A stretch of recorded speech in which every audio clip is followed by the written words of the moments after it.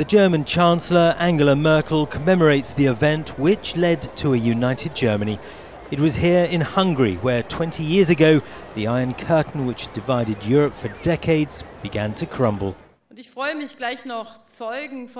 No one knew back then how these few hours were going to pan out.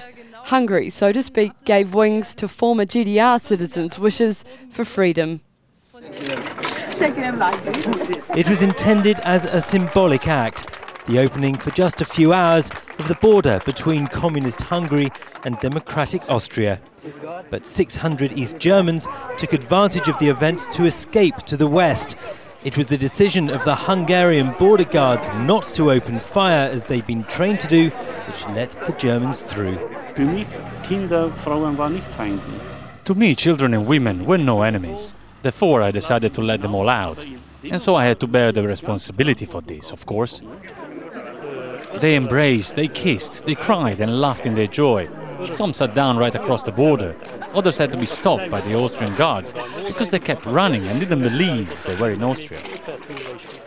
He says he had just seconds to make his decision, seconds which helped change the course of history.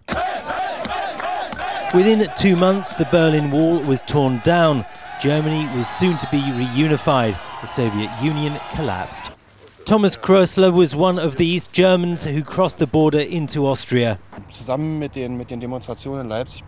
The exodus of so many people led to the end of the GDR. Constant dripping wears away the stone. Seeing that, it was right what we did, and I would do it again. Laszlo Nagy is one of the Hungarians who helped organize the opening of the gate. They left back everything, their job, their house, their cars. You know, I don't know how many hundred cars we found here next day, which were abandoned and left here. Very expensive cars sometimes. They didn't mind, you know, freedom has the greatest word. The events of that day are commemorated in stone, but their real legacy is that so little now remains of a border which divided Europe for so long. Richard Martin, Al Jazeera.